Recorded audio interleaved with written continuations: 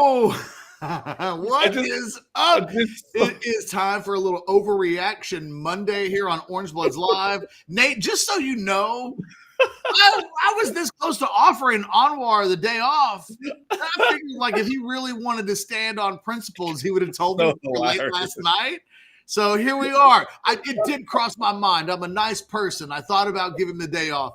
Guys, that is hilarious. Like, comment, subscribe to the page for conversations just like this.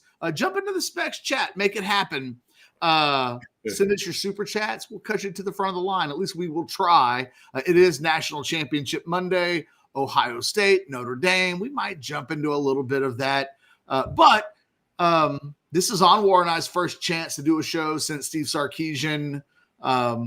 I guess no announcement has been made. So there were reports, including from Anwar, that a contract extension has been agreed to. Anwar had some really interesting details in yesterday's Sunday Pulpit over on orangebloods.com. If you're not there, I would suggest go sign up. And I made it a free one, Catch. I made it free yesterday. So go check it out. It's a taste. It's a little taste of what you get on certainly a weekly basis with that column. But on a daily basis, the content is slamming, and we take pride in kind of producing content that you won't find anywhere else. Sunday Pulpit, a good example of that.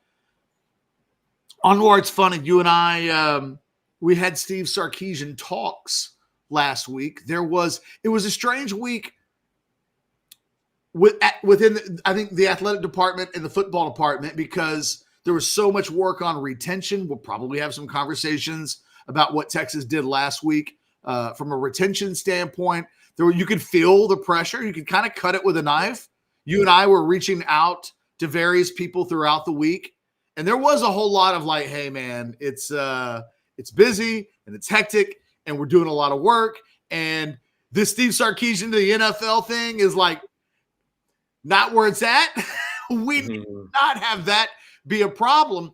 And I did not expect that by Saturday that we would have news that an extension was being worked on, that essentially agreed to, and that there were elements that would include raises for support staff.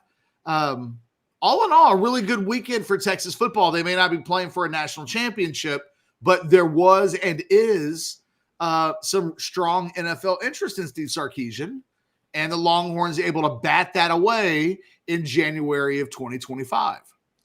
Yeah, catching what it's interesting because a lot of stuff is going on behind the scenes, and I've been making phone calls behind the scenes and talking to people behind the scenes, and it just was one of those.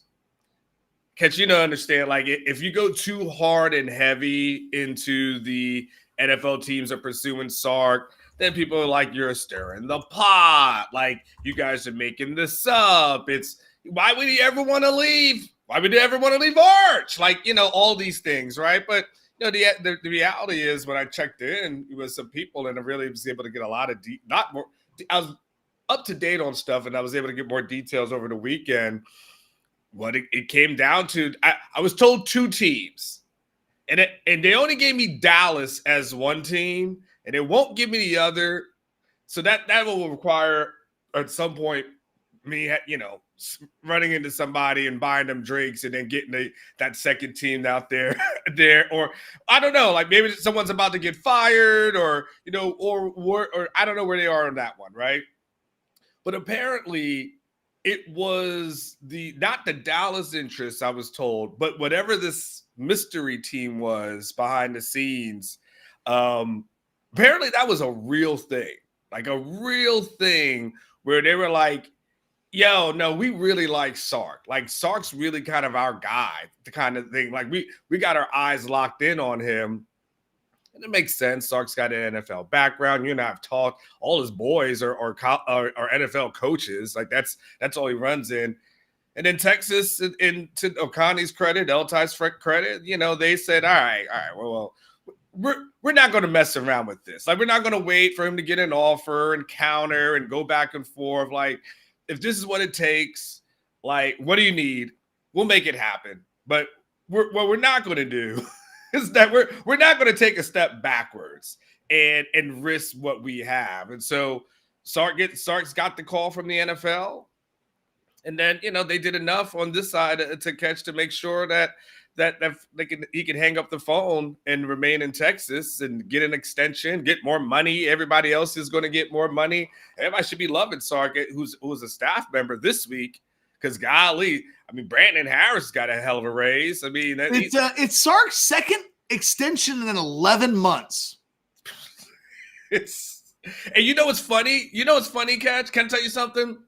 I spoke to someone behind the scenes a few weeks ago, not long after the Adam Schefter thing, right? And Adam Schefter said that there's going to be interest in Sark after the season. And I was told basically, like, we are not going to overreact to that. I know that's what made the fact that this came out on Saturday. We're not going to overreact. Extension. Here we go. Huge. It's not like they bumped him up to 12 years. Can I read you what someone told me? They said, time will tell. He's got plenty left. He's got plenty of time left on his existing contract.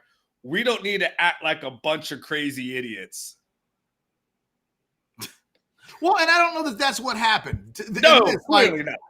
I think this was more than anything. It was like, look, you probably don't need, we're already paying you right next to Kirby as one of the highest paid coaches in the country. You cracked 10 plus million. That's going up every year. There are bonuses when you have success.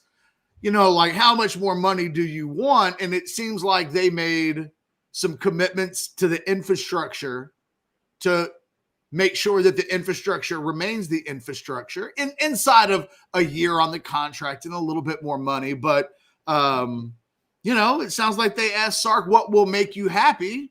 He told them. And I guess if you're Texas, man, the only thing that you have to do is make sure that Steve Sarkeesian feels warm at night, that he has what he wants, that he doesn't ever do one of these things where it's like, how come I lost my guy because you guys are penny pinching? I think one of the things about Brandon Harris getting a bump up to where he's in the mid six figures, 500,000 a year range, is that if you wanted to try to hire Brandon Harris, you better come with it now. Like, when you're making $250, you can make the $500,000 offer, and that is significant. When you're making $500,000, what, $750, $1 million? Like, suddenly you're in. So I think they did what they, it's interesting. The Brandon Harris conversation is one that I kind of want to dive into today because it's where my big overreaction on this Monday is. Okay. And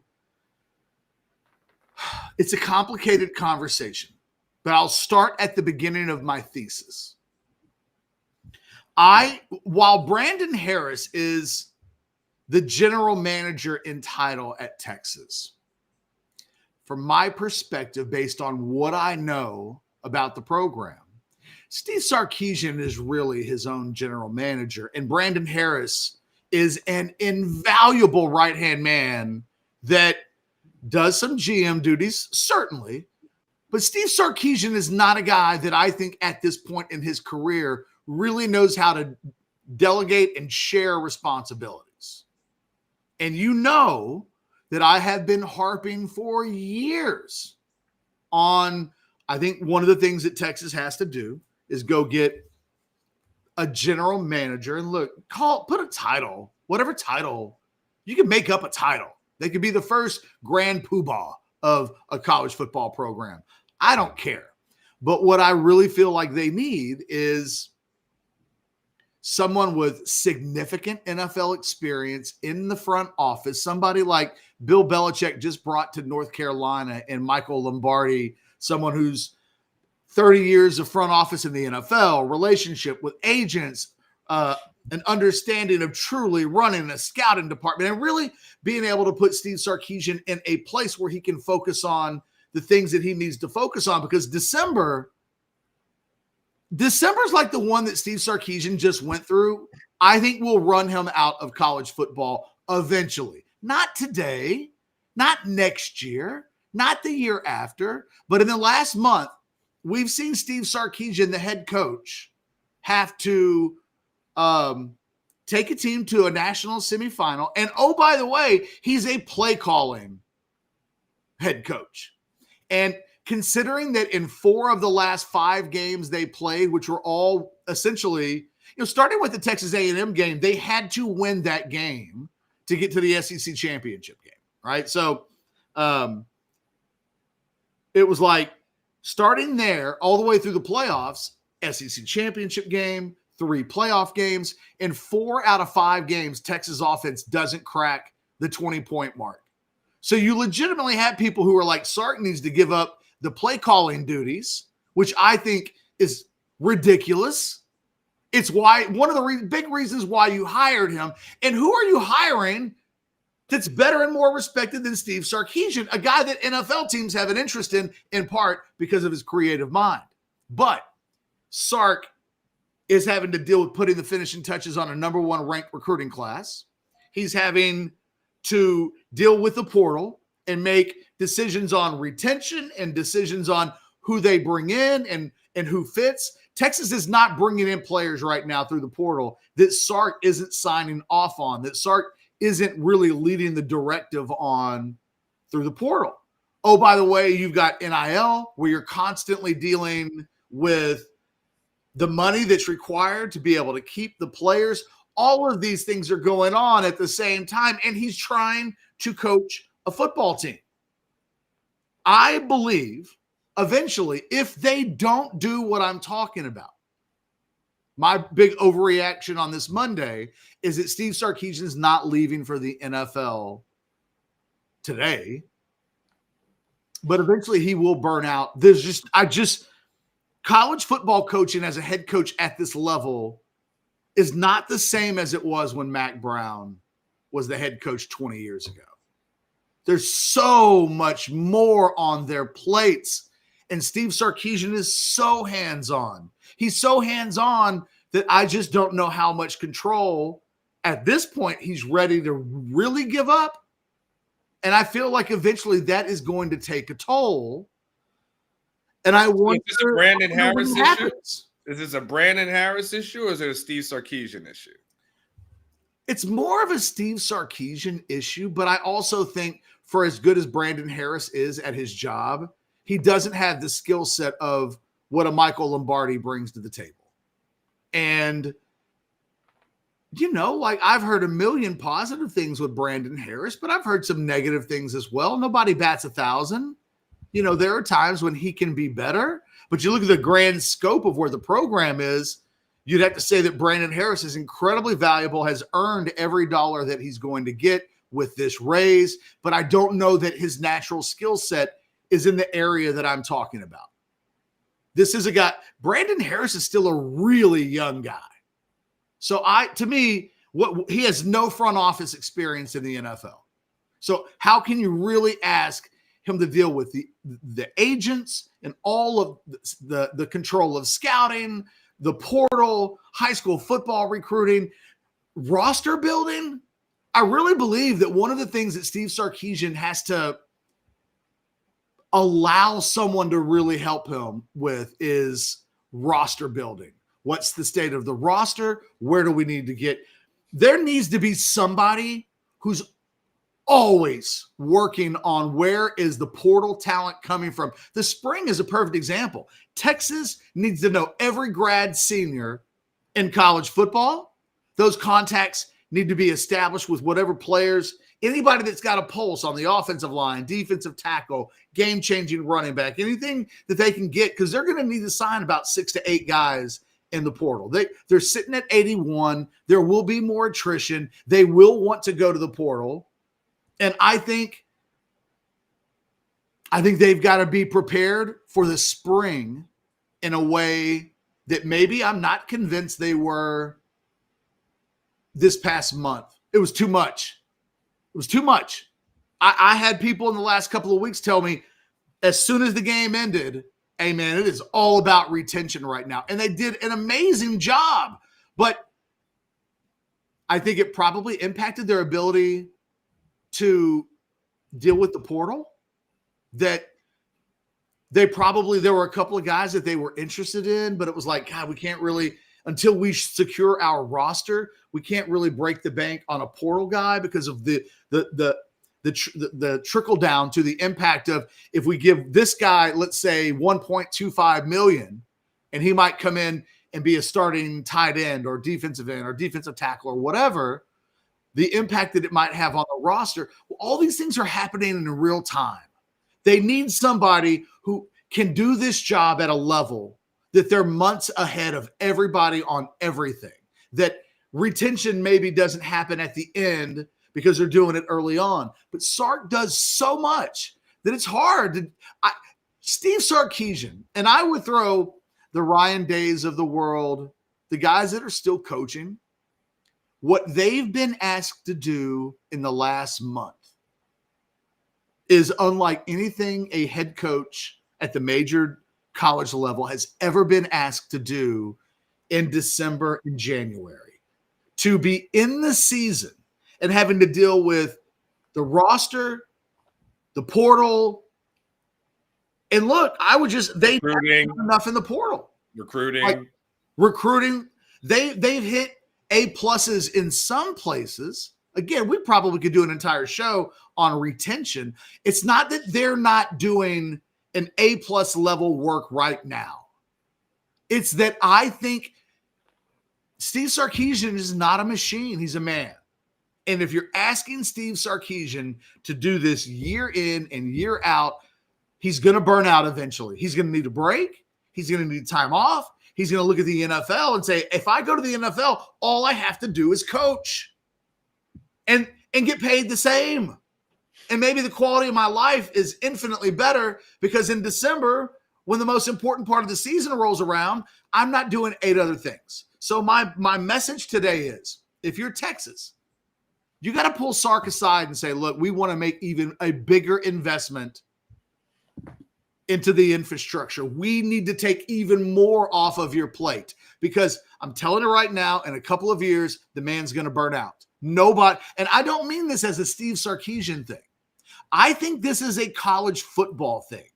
The idea that you could keep a Mac Brown around in these circumstances for a decade and a half, that you might as well tell me that you're going to send Steve Sarkeesian to the moon. I don't think the way the system is currently set up that it leads itself to any of these coaches being lifers. It's too much. They can't just coach. And ultimately, there will be a time, like one of the questions we're going to ask Steve Sarkeesian in the offseason at some point. I thought about this yesterday. I was like, here's probably how I would ask the question, but he would get asked this question. Coach, before I ask the question, let me acknowledge that the amount of things that you're juggling during the end of the football season is more balls in the air than any college head coach has ever been asked to juggle at the same time. You're juggling like 8 balls in the air. One of those balls is play calling. At the end of last season, offensively, you guys failed to crack 20 points in 4 of your final 5 games, 2 out of 3 playoff games, the SEC championship game, and the season finale against A&M. Obviously, the offense needs to perform better in those situations. Have you considered giving up play calling because the offense struggled at the end of last season and you're just having to do so many things? Do you think it impacted the offense's ability to be at its best that you weren't able to dedicate all of your focus to play calling the way schools who have play callers who don't have to do everything else are able to focus on just getting their offense ready for the biggest games of their season? Like that question on some variety is going to be asked a lot this offseason, and he's going to hate it. Whoever asked the question, he's going to look at like, you mother. He's going to say, unless Terry asked the question and ties in a book or music reference. He's like, Coach, I don't know if you ever read the book Where the Red Fern Grows, but one of the dogs dies in the book. Spoiler alert. Have you ever thought that, like, if you don't give up play calling, it might be like one of them hounds dying in the book? Oh! And you know what? He would give Terry a really good answer, especially if he did the barking. Yes. It is. I mean, I think there's certain things, right? We talk about college football, right? We know the transfer portal window is somewhat ridiculous at this time, right? And you can't.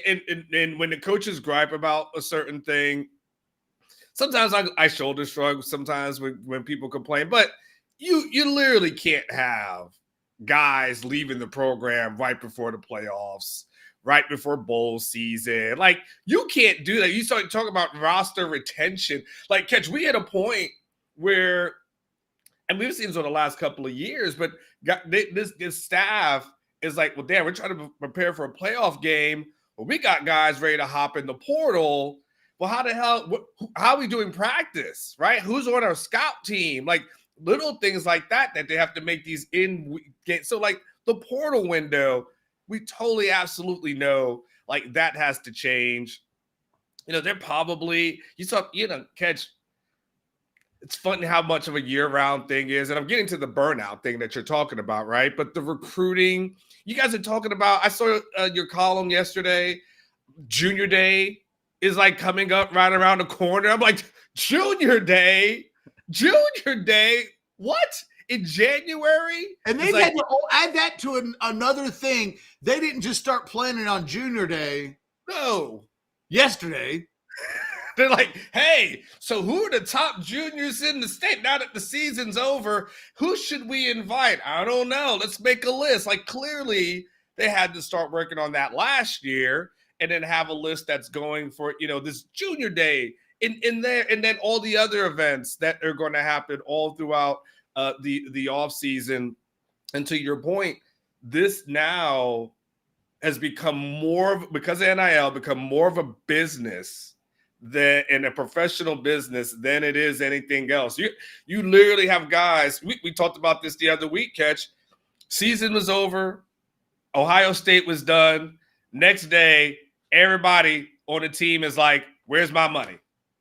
And it wasn't the next day. It was, wow. I was hearing from my NIL people in the playoffs. They were like, Jesus Christ, man, everybody wants more money. And I'm like, well, what does everybody mean? Everybody. Yes. Everybody wants more money. And at the time, they had no idea. They still don't know where the money's coming from. They had dozens, not singular, not a dozen, not 2 dozen. They had dozens of meetings in the last couple of weeks with player after player after player and their representatives. And this is all stuff that Steve Sarkeesian has to worry about. So look, this isn't a critique on Brandon Harris. I swear to God, it's not, because if you told me Brandon Harris was going to make $1 million and it was like, well, is there any chance anybody else would offer that amount of money because of his importance in the program? Never know. Pay the man whatever you got to pay. Keep that guy happy. You want to keep him around forever. He's invaluable. He's in Sark's inner circle, and that's no small thing. However, I do wonder if you could, to me, this is just about being proactive. This is about looking and going, Sark, I know what you're saying right now, that you can do it, that you're fine. They all say that. Steve Sarkeesian's never going to come out and go, I can't do all the things that I'm doing. First of all, that's not how he's wired. He's wired to think he can do all roles, everything, all at once. He just needs a little bit of help. He's not a big, I'm giving up the reins of the wagon to somebody else. I think it would be really, if Michael Lombardi comes to Bill Belichick and Belichick's told him, what we need are 2 starting defensive tackles through the portal. If Michael Lombardi comes to him and says, I got our defensive tackle, Bill Belichick will probably want to know more answers, but he's probably not going to question Lombardi's position. He's going to know, I can trust that guy to find the guy I need, and he might even facilitate it and get it done. Because you know what they do in the NFL? They're given talent. That the head coaches don't have to recruit it. The head coaches don't have to scout it all the time. They're given a pile of players. They tell their front office, you know, we need in free agency in order to really work. These are our priorities. They're all on the same page. The GM facilitates for the head coach. The head coach gives him all the intel that he needs. And the head coach can focus on a lot of things that don't have anything to do with the clutter.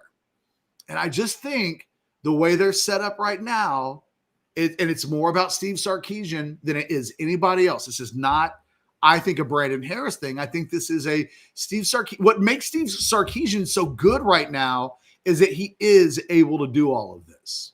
But I feel like the amount of things that he's being asked to do, there's an expiration on the milk carton, and it might be a couple of years from now. But look, I'm a Liverpool soccer fan. They had the best, one of the best two coaches in the world in Jurgen Klopp. He left, not because he was unhappy, not because there was anything that Liverpool wasn't doing to keep him happy, not because he wasn't enthralled in the assignment. He just burned out after 8.5 years. He just couldn't do what he was doing because, a little bit like Steve Sarkeesian, he likes to do a little bit of everything. And by the end, he was in charge of player recruitment, and he was trying to pull guys in through the transfer, and it burned him out. And he may never coach at that level again because the task, the way he wants to do it, is too tall.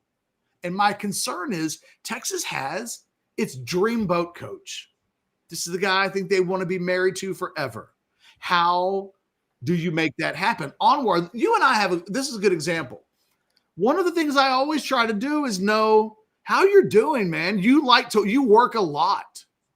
You like to take a lot on your plate. There are times when you go to an event and you're our only reporter at an event, and another website might have 5 people at a press conference. Now, I don't see the value from a content standpoint to have that much there, so we don't send that many people there. But there are times when we overextend you, when we ask you to do more than is probably sane.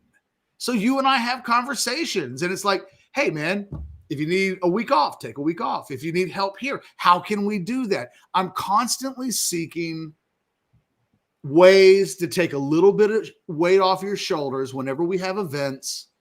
And it's all in the name of, the last thing I ever want to do is have you come to me at contract negotiations and go, I just can't. You know what I want to do?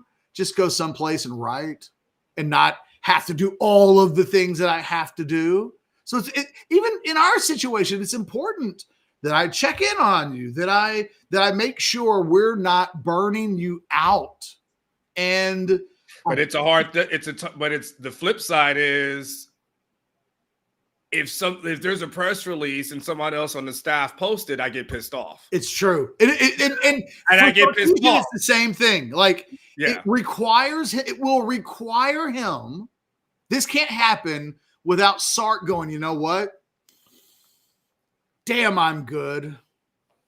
Damn, I don't know if I trust anybody to be as good as me. But if I don't try, I won't make it to the end of the decade. I got a contract till 2030, but I'm not going to make it if I have to do that 5 more times in a row. And so that's where I wake up today. There's nothing to worry about from an immediate sense. There's no boogeyman. It's not like beware of who's in the closet waiting for a head coaching position. It's not like there's a general manager or somebody out there that's like, that's Sark's boy, and that if they could ever work together, you'd have to. It's not that. This is about, before this extension was announced, I was already having these thoughts about how does Sark do it? I can't wait until he does. He didn't do a national signing day press conference because they were juggling a million things in December. And so I wonder if they'll eventually do a signing day press conference on the next signing day, although it's possible they won't sign anybody, so maybe not. But I'm curious. I'm curious to hear him with a little bit of time to reflect. Sark, walk us through what December was like, because there are people nitpicking your play calling against Ohio State, against Arizona State, against Georgia. Is it possible? Like, you were so busy. Tell us about it. And if Sark ever lets his guard down and goes, guys, it was unlike anything I've ever experienced before. 1 hour, I would be working on a game plan. The next hour, I'm on the phone with, a football player in the portal. The next moment, I'm talking to a 5-star kid that we're trying to flip. The next moment, I got to talk to a donor about giving some NIL money because we don't have enough money to pay for the. It's a lot. It never stops. It is always one more responsibility after another. And I have an immense, as someone who I'm about control in my life. I literally am doing this show, and oftentimes I'm just like, Sark, I should delegate. I should give Sonny more responsibilities at Orange Bloods. I should give you or Sukamel or Alex or Cody Carpentier. Like, I should pass some more things down and share the load a little bit. I can't. I'm a do everything kind of person. And sometimes I'm doing so many things slip through the cracks. Sarkeesian so far has been able to do this, and I don't think very many things are going through the cracks. So, tip of the cap.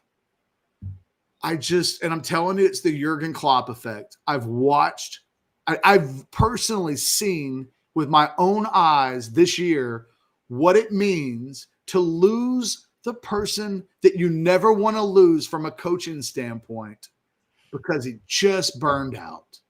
And Sarkeesian is 4 seasons into the gig at Texas. I don't think it's a thing. Man, by the time he gets to 6 or 7 or 8, and Texas has maybe won a national championship, things might feel a little bit different. And it's up to the L-types of the world and the Chris Del Contes of the world to make sure that Steve Sarkeesian understands the only way this is going to work for the long haul is if he takes care of himself, if he doesn't do too much all the time. And I think it will be like pulling teeth. But the last thing you want to do is have these conversations after it's too late. You need to have them now, and Sark needs to say no. But later on this spring, when he's bitching to L'Oreal or somebody about, Jesus Christ, another junior day, another recruiting event, when does it stop? Oh, my God. He needs to have someone say, hey, you don't have to do everything. Hey, Bill Belichick's not doing everything at North Carolina. Do you think maybe he knows a little something? And if Sarkeesian says, well, I'm not as old as Bill Belichick. Well, you just. He will be one day. He's 50. He's 50. I know. I keep thinking of Sarkeesian as the super young guy. Yeah. But he's 10 years away. I'm 48. Sark, and I turned 49 in a few months.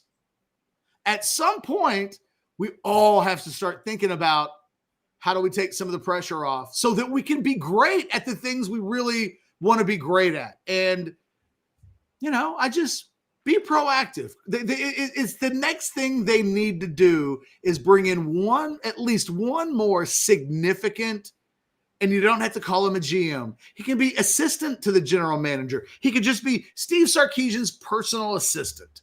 But it could be a guy who's been a general manager in the NFL that can just be like, hey, Sark, you never have to talk to an agent again. I got you. You don't have to do this ever again. That's my job. And when they get my call, they won't ask to speak to Sark because they'll know I'm that guy. And I think right now, for everything that Brandon Harris does, I think he's somewhat restricted by the fact that Steve Sarkeesian has to be the guy that's the A-plus point man on everything. And it's what makes him great. But it also might be the thing that in a couple of years from now, the genie's out of the bottle and the NFL starts looking a lot better, not for money, maybe not even for the challenge that all these coaches want. They all want to go to the highest level and prove that they can be that dude. But it might not even be that. It might be, in the end, a combination of that and, hey, man, I'm 53 now, and I don't want to do all this stuff anymore quite like that. And I would totally get it. So, it's the next thing for me. Yeah. Let's just knock this one out real quick from your boo, South End Zone Queen. Off topic, she says lots of smoke on the Ohio State. Jim Knowles maybe being the Sooners DC after this game tonight. Why? Seems lateral or will become a head coach. Any thoughts on it? I don't know if you've given any. I haven't given much thoughts on Knowles to Oklahoma. Do you have any thought on it? I'll keep it up. It sounds like Brent Venables is doing the thing that I'm talking about Steve Sarkeesian doing, which is Brent Venables to bring in Knowles as the DC would have to be waving the white flag that he's hands off to some degree on the defense. It would be because Brent Venables is the defensive version of Steve Sarkeesian in the sense that that's his baby. And would it be a lateral move? Maybe. Probably. It's a step. Look, let's be honest, South End Zone Queen. That's not a lateral move. That's a backwards move. Now, could they be paying him half the national debt? Maybe. You do remember what it was like when Texas had a head coach, Charlie. Charlie's the best example. Once it became obvious, like, this guy's losing a lot of games and we might be a year away from firing him, you start doing things like flying the president of the university out to Tulsa. So Oklahoma may be saying, we're at the Tulsa moment, but we ain't going to Tulsa. We're going to make Knowles turn us. So who knows? Like, it could be a number of things. Sometimes there's guys don't mix on a staff. Sometimes guys want to change up. It could be that this guy goes, look, I've got the Ohio State defense at this level. I'm not getting head coaching opportunities. I'm going to have to go someplace else and do it there. And then maybe I'll get my head coaching opportunity. It is, I think Anwar and I, South End Zone Queen, are probably in the exact same situation. We don't know enough about it to really speak on why he would want to take that job. But I think the elephant in the room isn't that he might take the job. It's that Brent Venables would make that kind of hire.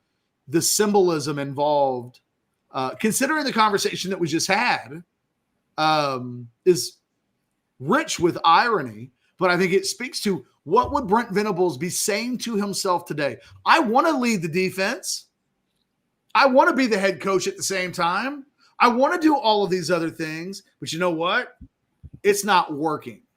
And if you're going to get the best out of me as a head coach, maybe leading the defense and being in the defensive rooms all the time and not being a little bit more 30,000 feet, overseeing things at all times. It's what Tom Herman said.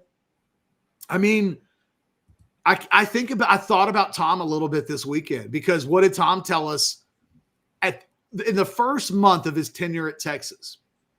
He said, I'm not really comfortable calling plays and being the head coach at all times in games, because I don't feel like I can do the game management thing as well as I need to if I'm constantly focused on the offense and what the next set of play calls look like. Now, Tom eventually relented and did a pretty good job of leading the offense at the end. He did the thing that he was kind of fearful of doing, but he was terrified when he first took the Texas job of overextending himself. It seems like that's where Brent Venables is a little bit today. And it's probably one of the two things that if they were to get the guy from Ohio State, getting the guy from Ohio State would feel like a big splash hire at Oklahoma trying to change the narrative a little bit. But it would, again, be an acknowledgement from a very controlling head coach that he's got to give up a little bit of control somewhere.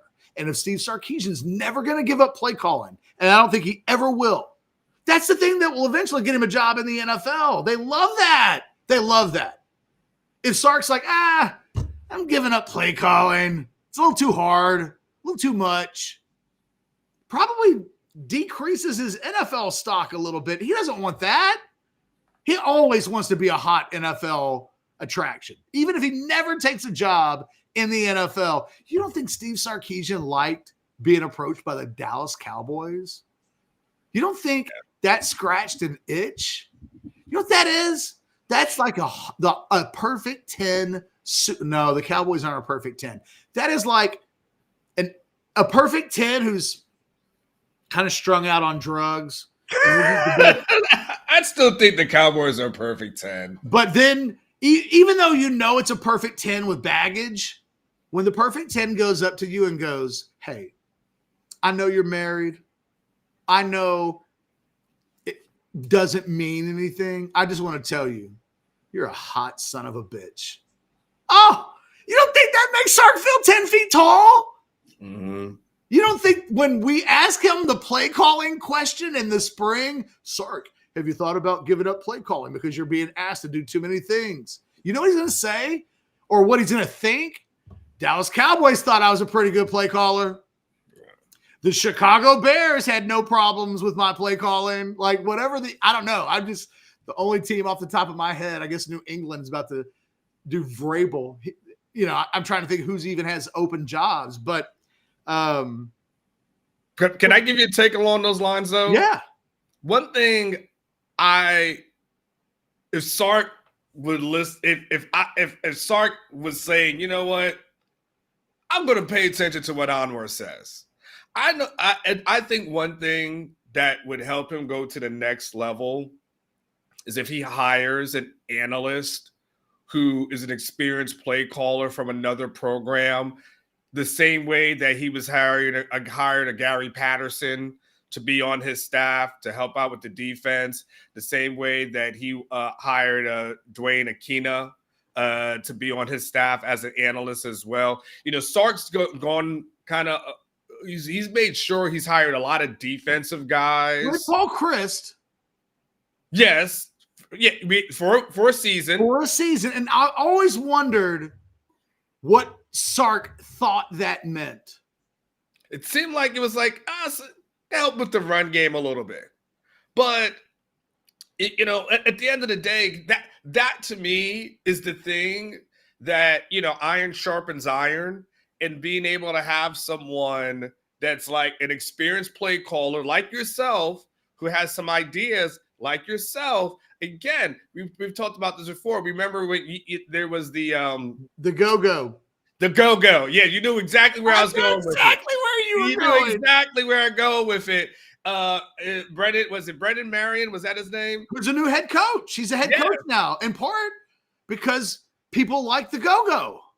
But when someone asked Sark, or is there any ways you might implement this? It was like, yeah, okay. It's like, hey, do you want some tuna fish for my steak? You're like, on the head. It was like, and it was just like, it was almost like hell effing no. So, but I think if he was said to himself, you know what, I just want someone to bounce some ideas off of, just come up with some new things. And I know I'm the play caller, I'm going to call ultimate things, but I think if he just said, let me get an offensive analyst in here who's a former play caller, and just shoot the breeze here. We want to hang out in Austin for the next 6 months, and I can run some ideas past you, because he's had no problems really attacking the defense that way. But when it comes to his baby, he's like, I've got it. I see this question from Brian. Super chat. So I went to it. Okay. SI saying the Cowboys may come after choice. Is he important enough? Texas would pay him more to stay. He is big on the recruiting trail. I've dismissed this story because the Cowboys don't have a head coach yet. Yeah. And it doesn't make, you know what, Brian? That's Tashard Choice. I don't know Tashard Choice. So this is just me talking. And if Tashard is watching the show right now, he might say, catch, chill. That's agent work right there. That's getting your name out. letting people know that you're sought after because you do want to raise, because you do want job security, because you never want to go into the last year of your contract feeling like I might have to move. So is now the question of would Texas pay him more to keep him? Maybe, probably. I'm reading, but as I'm reading up on this, okay, let me just, this thing that was posted here. It goes, during a recent interview on the Zach Gelb show, I'm hoping that I'm saying that correctly, Fort Worth Star-Telegram's Nick Harris revealed that he thinks Longhorns running back coach Tashard Choice could be a candidate for the new staff. He goes, I think the other two guys you could look for, blah, blah, blah, blah. It sounds like this person's just throwing something out there from a reporter standpoint. And it sounds like first and foremost, someone's just throwing it out there. Secondly, not quite sure I know who Nick Harris is. I know Nick Harris used to work for Rivals. He's a former recruiting guy. Oh, okay. Well, I mean, I know Clarence Hill. Okay. So there's voices that, and no disrespect, I feel like Nick is saying this in theory, but I don't feel like there's smoke to that. You can't hire position coaches before a head coach. But Tashard just said Nick Harris a coupon for a steakhouse. Yeah, exactly. You're now like, look, whoa. Hey, listen. If Sark's getting money and they're throwing money out there, hell yeah, everybody wants to get paid. Shoot, everybody on the staff want to get a little something. That's Tashard probably calls his agent and goes, hey man, the Cowboys have an interest? And the agent's probably like, I don't know where that's from Nick Harris, formerly of Rivals.com. You met him once on the recruiting road. Like, Nick Harris. Yeah. No, he works for DallasCowboys.com now. And he put that out there. Oh, okay.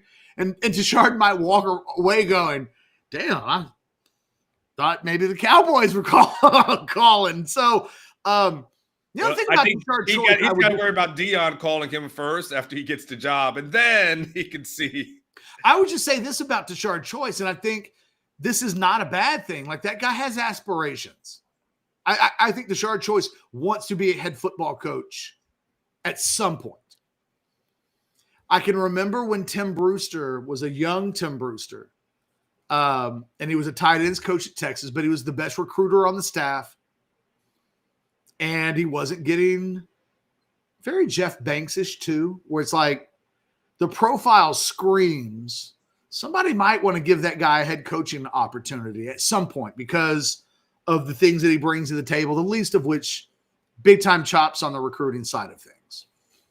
But if you're not a play caller, and Tashard Choice at Texas is not a play caller, neither is Jeff Banks, it oftentimes becomes a roadblock that keeps coaches from getting the opportunities that they want. So what do? Well, what did Tim Brewster do? He took a job in the NFL with the Chargers to diversify his skill set a little bit in terms of coaching in the NFL, the responsibilities that came there. He did it all in the name of getting a head coaching job in college. He thought, that's the move I need to make to eventually come back to college and get the opportunity that I want. Now, look, Brewster got the head coaching job in theory that he wanted. It didn't work out. He did eventually get that opportunity. And I think Tashard Choice at some point will make a move.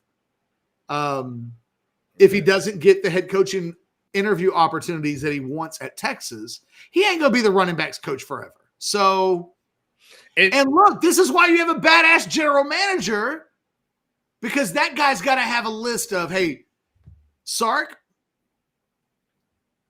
let's talk about what our, in a world where we ever have to replace these guys, what's our list look like? And I'll make sure that anytime we ever think there's a problem, I will have already begun the facilitation of this is who you like. I have conversations with his agent once a week. They're just, the things that I'm talking about that Texas needs in what I think would be a general manager position are those types of things. It's a guy who's always having conversations with the people that he needs to have conversations with. And you don't even need to tell the boss about that. The boss, Sark, just needs to know I'm the wolf. And every time something needs to happen, you call me, I fix it. And it's like, but what does that mean? It means I have relationships in the front office in the NFL. It means I have connections to scouts and agents and everybody. And I'm always working those relationships. And the moment we need to replace Tashard Choice, it's done. I got it. We got our guy. And a lot of times that stuff is so reactionary in the moment because you're doing 10 million other things. So, but no, I wouldn't worry about Tashard Choice right now necessarily. But like that guy's not going to hang out forever. Well, and the thing is, what's the fascinating thing about Sark's way that his staff is constructed, and I don't know if if this ended up being on purpose or it just kind of fell into place, but he's got coordinators that ain't going anywhere. And that's very rare. That's very rare that you would say that. And when I say that, I mean, there's no disrespect to any of those guys, but at some point you kind of settle in to probably where this is it. This is going to be your life, and this is where you're at. Pete K, he doesn't. I think Pete. He was asked about this. I forget which bowl game. There was so many of them, which is a good thing, by the way. But Pete was he was asked about it, and Pete kind of like, man, I'm good coaching ball over here on this side of the ball. Like I don't necessarily need to be a head coach, and he's thinking, shit, I'm making about close to $2 million a year. I don't have to do any of this up. I don't have to wear a suit and tie or anything like that. It's like, I'm good. Like, and you have he probably sees all the shit that Sark does. Correct. And goes, hey, man, you think I want to be doing all that? I'm good. Kyle Flood, he's had his time in the sun. And, he's like, you know what? I'm going to ride this thing till the wheels fall off. I'm going to coach up my guys. I got a good title. But Kyle Flood, his agent ain't contacting us to put his name out there for like positions or anything like that. So you have that. And, and Jeff Banks is Sark's boy. Like, Jeff Banks ain't going nowhere. Unless he got a head coaching opportunity. But even when his alma mater was doing a head coaching search in the last couple of years, it's tough for Banks to get off the ground. So, like, the lion's share of what his OC, his DC, and his special teams coordinator, because he's the OC, like, they're all locked in. Yeah. Everybody else is replaceable. No offense to those people. And Kyle Flood, co-OC. So, like, throw him in that group. But his main core group of guys, I think he feels like he will have with him. And look, if and when, and I'll just say it. I wrote about this on Orange Bloods. I do think there will be a day when Steve Sarkeesian takes a job in the NFL. I do. I think his profile is only going to get better in the next couple of years. If they're the team with Arch Manning that everybody thinks they're going to become, this isn't going away. Hell, the Cowboys might have a job opening in 3 years. They might circle back around and say, we had an interest in you in 3 years ago, and you said no. You're not going to say no this time. And you know what? Sark might say, you're right. I'm not going to say no this time. I believe that eventually it will happen. The good news for Texas fans, it will probably only occur after a massive amount of success has already occurred. And you'd make that trade. If I told you right now, the conditions are you're going to win a national championship in the next couple of years. But the only way you're going to do it is you lose Steve Sarkeesian 12 months later. Would you take it? Nobody's saying no. They've won one national championship in my lifetime. I'm 48 years old, about to be 49. They do not grow on trees. You know what? Ohio State would have traded in Ryan Day's ass for a national championship. Like, maybe Georgia is the only program in the country right now that's like, you know what? Kirby will get us some more in the next 10 years. We don't necessarily have to have it in the next. They may be the only ones, and only because they've won a couple, only because they get to sit back and go, we'd rather keep our coach than just take a national championship. So it is the wealthiest of wealthy people problems to say, you know what, you are going to get to the pinnacle of the sport, but eventually there will be a cost for that. And that's life, man. It's just the way the world works. And if that happens, thank your lucky stars that you had Sark for 6, 7 seasons. He brought you the elephant in the room is that he brought you 6 or 7 seasons of college like high level college football, and you never had to deal with the quarterback and NIL. There's another show that we've got to do at some point where we just talk about the fact that they just had Quinn Ewers for 3 seasons, and they really didn't have to break an NIL bank to make that happen. They basically paid living expenses and his like college or his private coach. I think, I don't know if that's exactly right. I know that was part of very minimal though. I think what Texas was probably responsible for Quinn Ewers and NIL probably represented less than 10% of his overall take home on an annual basis. Like that guy did it right. He has people, he didn't need Texas One Fund. Arch Manning doesn't need the Texas One Fund. But if Arch Manning's last name wasn't Manning, or even if it wasn't, he went into the portal, he might be able to generate a $10 million offer.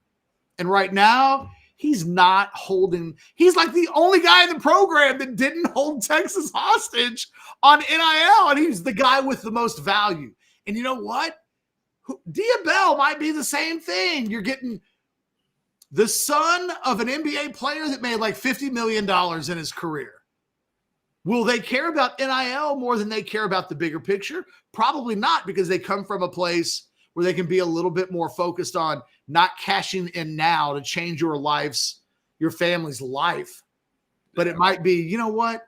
It's more important that in 3 years we get the big check than it is in year 1 to get a check.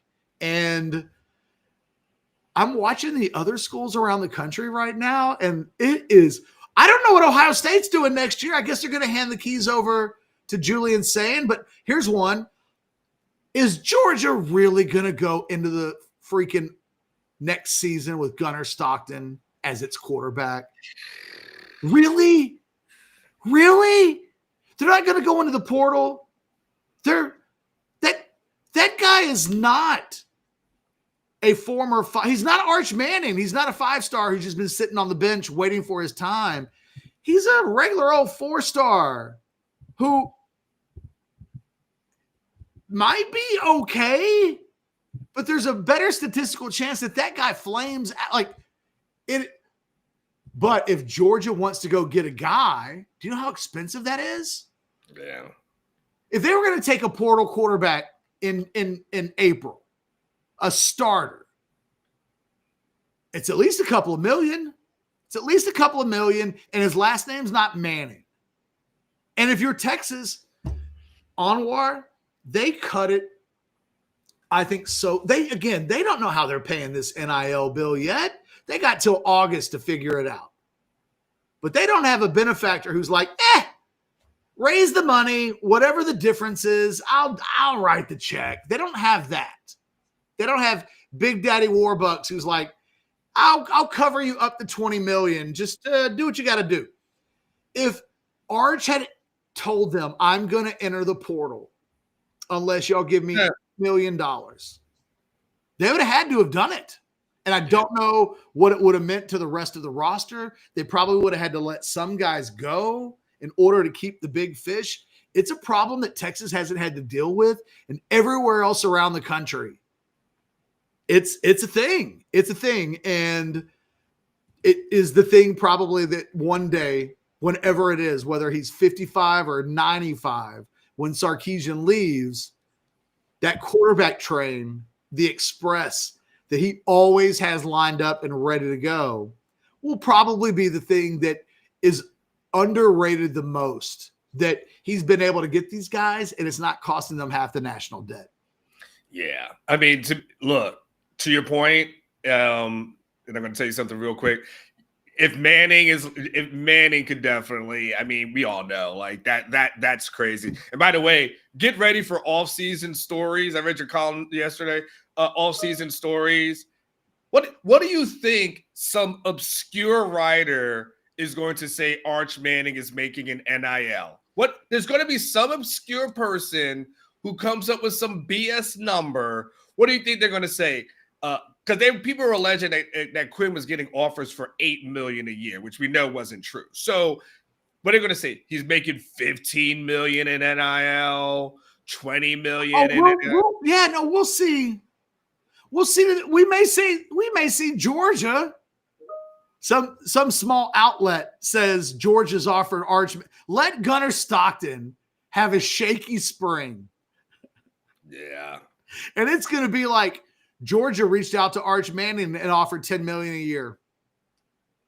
I mean, they should do that off the rip. Hey, now, so since we were on here, catch just real quick. Amari Niblack transfers to Texas A&M. Matt, how do I say this man's name? Is it Zentz? Matt Zenitz. Matt Zenitz reports that catch that Niblack has transferred over there. It seemed like that's the direction that it was headed in because it was the first visit that he lined up. And quite honestly, if that dude wants to be in school, he can't go on a 5-visit spree. And if he wanted to be enrolled, it's pretty late, but I would imagine the A&M will get him in.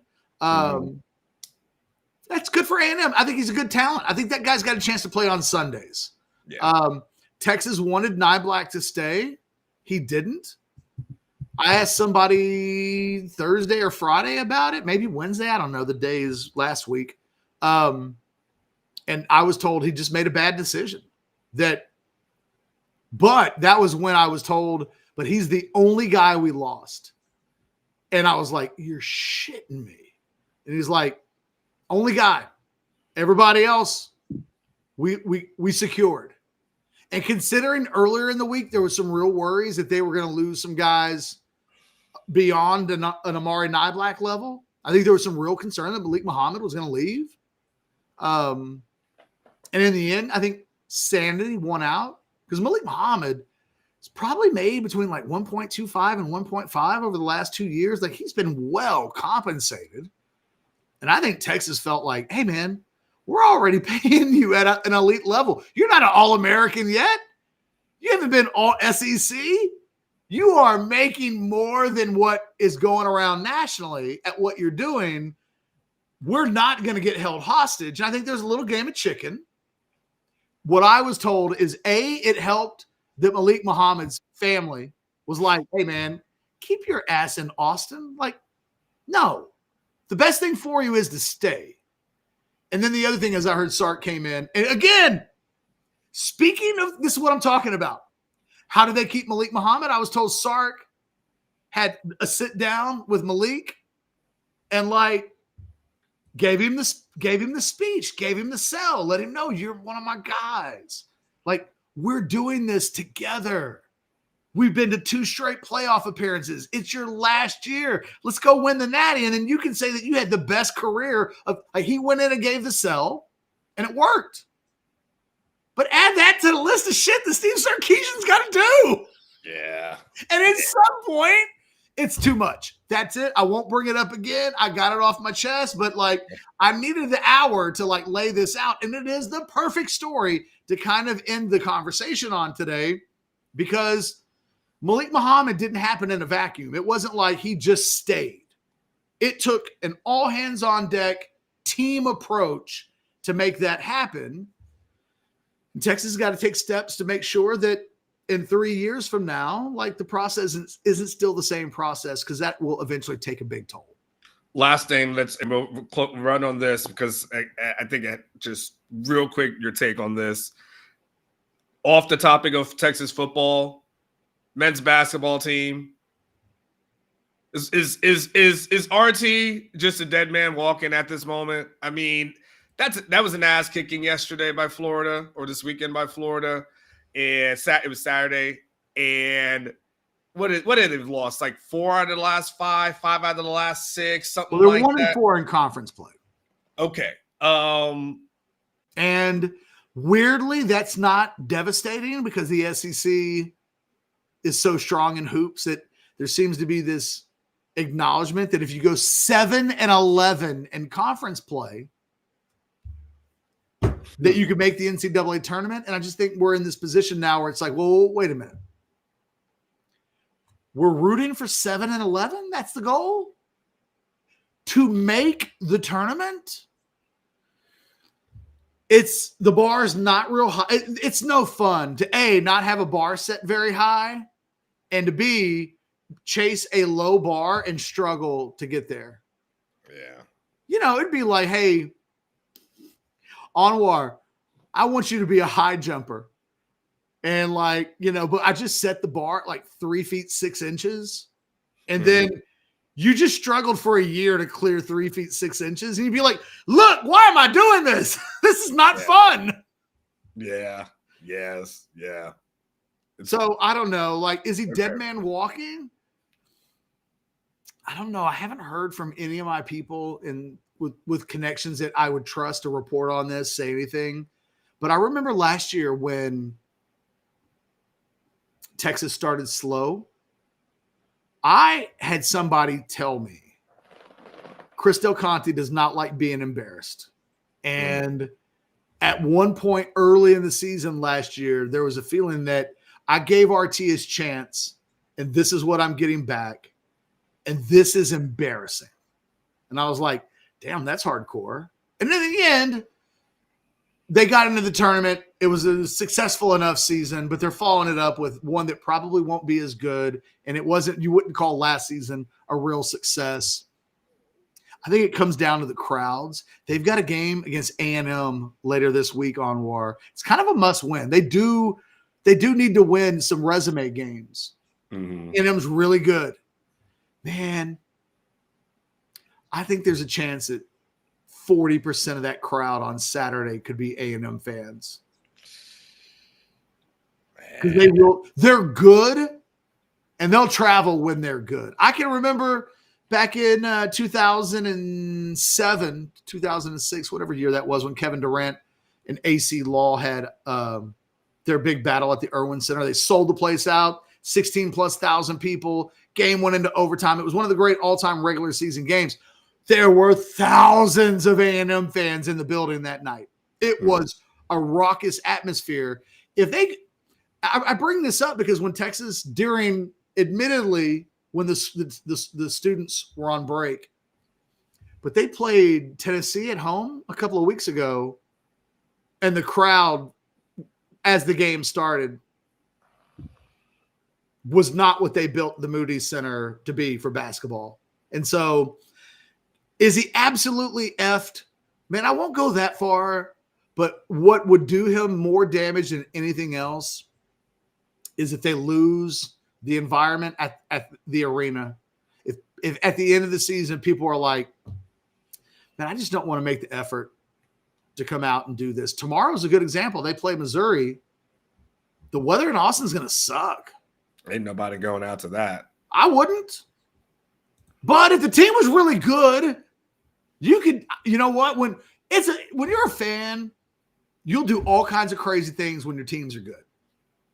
But when they are uninspiring, you're like, And it's like, I don't care if I eat the tickets. Once you get to the I don't care if I eat the ticket stage of proceedings, it gets to be a little bit difficult. And I think that's the thing, almost more so than one loss record, that Terry has to watch. Do they feel like going in to the offseason that the program's in the abyss? They can't. We said the same thing about football. You can't go into the SEC and not have immediate momentum. Look at Brent Venables at Oklahoma. Look at A&M in football with Texas and Oklahoma having come in. Those three programs jostling for position. LSU included, right? All four of these regional schools together. I think in basketball, you just can ill afford to let the slipping slip too much. All right. We got to run. Zoe asked something that we actually covered in depth. You want to do just a quick recap? He wants to know, hey, how's Sark been able to keep the staff together so effectively? Any coaches we need to worry about departing? I mean, they get taken care of really well.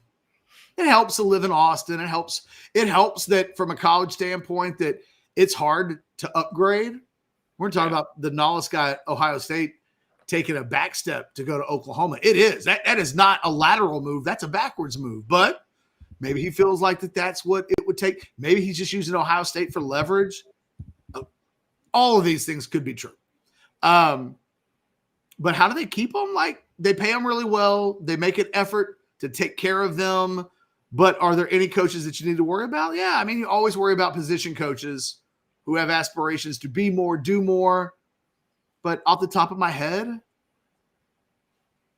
no, I mean, Tashard Choice, maybe, because I just think running back, I don't know. Like, I just wonder if that guy, but again, where is he going to go where there's an elevation? There aren't many places in college football, if any, that you could make that case. So, and they pay him really well. And my guess is they would give him a raise so it won't be a money issue. And I don't know that the NFL is looking to give running back coaches like $1.5 million to come in. Like, that's not completely what they do. So if you're Texas, you can, at least from a monetary standpoint, put him into a position where, man, it has to be a real attractive offer and a clear step up to leave Texas. And that's how they do it. And I wouldn't worry right now, Zoe, not at all. Yeah, I would personally, the only ones I would just keep an eye on, not because of anything I've heard, just using simple math. It's going to be like Chris Jackson, Brandon Baker, guys who were in the NFL at some point in their careers. Kenny Baker, excuse me. Thank you. You always wonder, okay, do they ever want to go back? That's it. Manson's probably, to me, the guy that you'd have to watch the most. Yeah. Because that guy's like on the cusp of head coaching opportunities. He's not it's Kwiatkowski's defense. So but the thing is, Nansen and Sark are like boys. Correct. So it would probably take a really unique opportunity for Nansen to take a job. It's not going to be a lateral move. If it would be a big time job where he's play calling duties. And if he thinks that's the thing that helps him get a head coaching job, then I think so you probably get Nansen for another season or two and probably not more than that, unless Kwiatkowski retired or something, at which point Nansen would be a candidate to take that position. But no, I don't. You can put your head on a pillow tonight and I think rest pretty easy. All right, Catch, want to go? Let's wrap up. We got another show at noon. I do. Before we go, Rogue Shop, guys, believe me, it was a Rogue Shop weekend. I don't even know where my pen is because they sent me some carts. Guys, whatever you're looking for, take the edge off, less anxiety, sleeplessness. My wife said just yesterday, give me a gummy. I need to sleep well tonight. She knows. Look, the bottom line is there's a lot of product that's going to make your life better. And how many things in life can you say that about? Reach out to Shar, reach out to Richard, use that promo code OrangeBloods. Just go shopping, rogueshop.com, see what they got.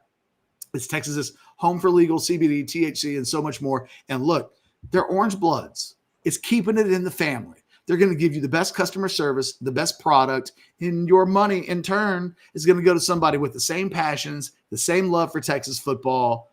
And that's the best of both worlds. So for myself and Honor Richardson and the amazing people at Rogue Shop who have sponsored this show, and I don't even know what we would do without them. They're just a critical part of the Orange Bloods family at this point.